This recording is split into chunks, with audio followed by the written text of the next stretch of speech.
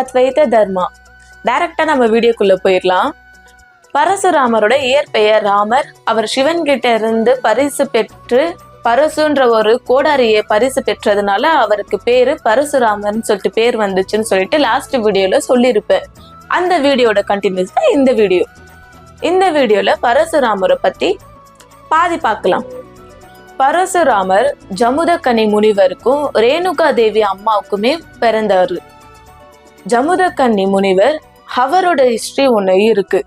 அந்த ஹிஸ்டரியில இருந்து நம்ம லைனா பார்த்துட்டு வருவோம். அப்போதான் பரசுராமரோட ஹிஸ்டரி வரும்போது உங்களுக்கு தெளிவா புரியும் ஏன் பரசுராமர் இப்படி இருக்காருன்றதுக்காக.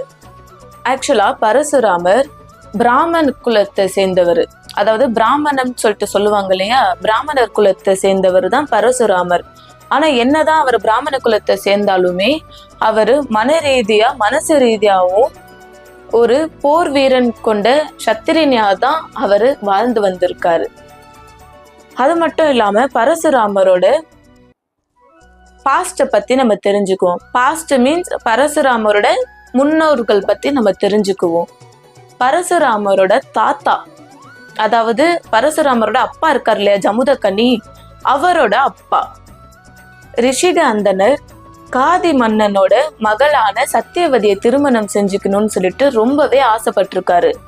ஆனா இது காதி மன்னனுக்கு சுத்தமா விருப்பம் கிடையாது. அதே சமயத்துல ரிஷிகர் அவங்க கிட்ட போயிட்டு தன்னோட மகளை கல்யாணம் பண்ணி கொடுங்கன்னு கேட்கும்போது அவங்க முடியாதுன்னு சொல்லிட்டு மறுத்திருந்தா கண்டிப்பா ஒரு முனிவரோட சாபத்துக்கு ஆளாயிடுவோம்னு சொல்லிட்டு காதி மன்னன் என்ன சொல்றாருன்னா, இந்த உலகத்திலேயே இல்லாத ஒரு வரத்தை கேட்கிறாரு.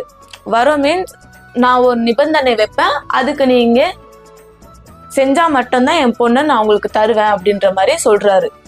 அது என்னன்னா, ஒரு காது பச்சையாகவும் மற்ற எல்லாமே வெள்ளையாகவும் கொண்ட 1000 குதிரைகள் எடுத்துட்டு வந்து கொடுத்தா என் பொண்ணை நான் உங்களுக்கு கல்யாணம் பண்ணி வைக்கிறேன்னு சொல்றாரு.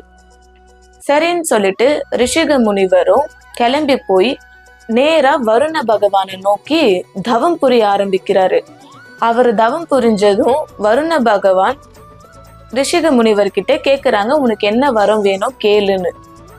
அப்போ ரிஷிக முனிவர் வருண பகவான் கிட்ட காதி மன்னன் சொன்ன மாதிரி ஒரு காது பச்சையாகவும் மற்ற எல்லாமே வெள்ளையாகவும் கொண்ட 1000 குதிரை வேணும்ட்டு கேக்குறாரு.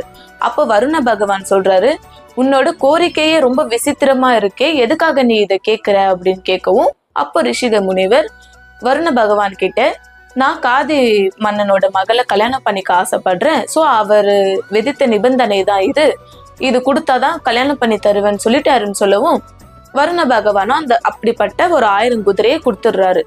அவர் சொன்ன மாதிரி 1000 குதிரையை காதி மன்னன் கிட்ட ஒப்படைச்சிட்டு அவரோட மகளான சத்தியவதியை கல்யாணம் பண்ணிக்கிட்டு வந்துடுறாரு. அது மட்டும் இல்லாம சத்தியவதி தனக்கு ஒரு வாரிசு வேணும்னு சொல்லி ரிஷிகர் முனிவர் கிட்ட சொல்லவும் ரிஷிகர் முனிவரும் தவ செஞ்சு, அதாவது மந்திரங்கள் எல்லாமே ஓதி ஒரு பாயாசத்தை, அதாவது ஒரு அன்னம் பாயாசத்தை ரெடி பண்றாரு. அப்போ காதியோட மனைவி, அதாவது சத்தியவதியோட தாய், அவங்களுக்கு ஒரு வாரிசு இல்லாத அந்த குறைய சொல்லி சத்தியவதி கிட்ட எனக்கும் ஒரு ஆண் வாரிசு வேணும், உங்க கணவர்கிட்ட சொல்லி எனக்கும் ஒரு ஆண் வாரிசு கிடைக்க உதவி பண்ணுங்கன்னு சொல்லிட்டு கேட்டிருக்காங்க. அதனால சத்தியவதியுமே அவங்க கணவர்கிட்ட சொல்லி தன்னோட தாய்க்கும் ஆண் வாரிசு வேணும்னு சொல்லி கேட்டிருக்காங்க.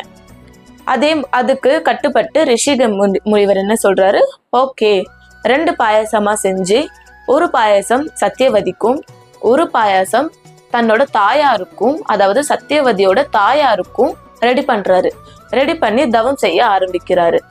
அதுக்கப்புறம் இந்த கேப்ல சத்தியவதியோட தாயார் அவங்களோட பேராசைனால சத்தியவதி கிட்ட என்ன சொல்றாங்கன்னா, என்னோட மகன் உன்னோட மகனை விட ரொம்ப பலவீனமாகவும் இல்லைன்னா போர் குணம் இல்லாதவனாகவும் கொஞ்சம் கீழே நோக்கி தான் அவன் பிறப்பான். ஏன்னா எந்த ஒரு தகப்பனுமே தன்னோட புள்ள மேல் நோக்கி இருக்கணும்னு தான் நினைப்பாங்க. அப்போ என் புள்ள மட்டும் இப்படி இருக்கணுமான்ற மாதிரி சத்தியவதி கிட்ட ஒரு சின்னதா புலம்புறாங்க. அதனால சத்தியவதி, ஏமா உங்களுக்கு இந்த சஞ்சலம், என்னோட பாயசத்தை நீங்க சாப்பிடுங்க, உங்களோட பாயசத்தை நான் சாப்பிட்றேன். என் மகன் வீரனா பிறந்தாலும் என்னோட தம்பி வீரனா பிறந்தாலுமே எனக்கு பெருமை தான். ஸோ நம்ம பாயசத்தை எக்ஸ்சேஞ்ச் பண்ணிக்கலாம்னு சொல்லி முனிவர் கொடுத்த, அதாவது தன்னோட கணவர் மந்திரம் செஞ்சு அந்த பாயாசம் செஞ்சார் இல்லையா, அந்த பாயாசத்தை சத்தியவதி என்ன பண்றாங்க, 2 பேருமே எக்ஸ்சேஞ்ச் பண்ணி சாப்பிட்டுடுறாங்க. இதை தெரிஞ்சுக்கிட்ட ரிஷிக முனிவர் சத்தியவதி கிட்ட வந்து கேக்குறாரு, பாயாசத்தை மாத்தி சாப்பிட்டீங்களா, அதாவது பிரசாதத்தை மாத்தி சாப்பிட்டீங்களா, உன்னோட முகத்துல வீரக்கால தெரியுது, வீரக்கால கொண்ட முகம் ஜொலிக்குது, பிரசாதத்தை மாத்தி சாப்பிட்டீங்களான்ட்டு கேக்குறாரு. அப்போ சத்தியவதியுமே ஆமான்னு ஒத்துக்கிறாங்க. அப்போ ரிஷிகர் முனிவர் சொல்றாரு, நீ ரொம்ப பெரிய தப்பு பண்ணிட்ட. இந்த பாயாசத்துல, அதாவது உனக்கு செஞ்ச பாயாசத்துல உனக்கு ஞானம், பொறுமை, சாந்தம் கொண்ட ஒரு மந்திரத்தை தான் அதுல வச்சிருந்தேன். நீ வந்து ரொம்ப பெரிய தப்பு பண்ணிட்ட. உங்க அம்மாக்கு தான் வந்துட்டு, அதாவது அவர் சத்திரியர் குடும்பம் இல்லையா, ஸோ அதனால அவங்களுக்கு தான் வந்துட்டு ஒரு போர்க்குணம் கொண்ட, வீரம் கொண்ட ஒரு மந்திரத்தை தான் ஓதி வச்சிருந்தேன். ஆனா நீங்க மாத்தி சாப்பிட்டதுனால உனக்கு அந்த மாதிரி குழந்தை பிறக்க போகுது. அதாவது உன்னோட தம்பி சத்திரிய வம்சத்துக்குரிய ஒரு ரௌத்திரம் உன் தம்பிக்கு குணத்தாலும் உன்னோட பிள்ளைக்கு மந்திரத்தாலும் தான் உண்டாகும். அந்தன வம்சத்துக்குரிய தவம் உன்னோட மகனுக்கு குணத்தாலையும் உன்னோட தம்பிக்கு மந்திரத்தாலையும் தான் வேலை செய்யும்னு சொல்லிட்டு ரிஷிகர் முனிவர் சொல்லிடுறாரு.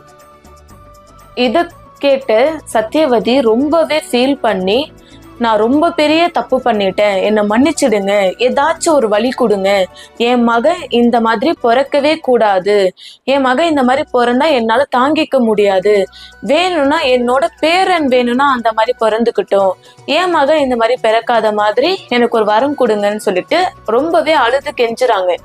அதனால அவங்க அழுகையை பார்த்துட்டு தாங்க முடியாம ரிஷிகர் முனிவர் என்ன சொல்றாரு, ஓகே உங்களுக்கு அந்த வரத்தையே கொடுக்குறேன்னு சொல்லி சத்தியவதிக்கு அந்த வரத்தை கொடுக்குறாரு. அதாவது மந்திரத்தை மாத்தி ஓதி அந்த மாதிரி அவங்க ஆசைப்பட்ட மாதிரியே பண்ணி கொடுத்துடுறாரு. ஸோ இதை தொடர்ந்து சத்தியவதிக்கு ஜமுதகனி பிறக்கிறாரு. அவங்களோட தாயாருக்கு விஸ்வாமித்திரன் சொல்லிட்டு பிறக்கிறாரு. இஷ்வாகு குல அரசன் தான் ரேணு. அவரோட புதல்வியான ரேணுகா தேவியை தான் ஜமுதகனி மணந்து கல்யாணமே பண்ணிக்கிறாரு. அதாவது ரேணுகா தேவிக்கு 5 பிள்ளைங்க பிறக்கிறாங்க. அந்த 5 பிள்ளைங்கள்ல 5ஆவதா பிறக்கிறவர் தான் ராமர், அதாவது பரசுராமர்.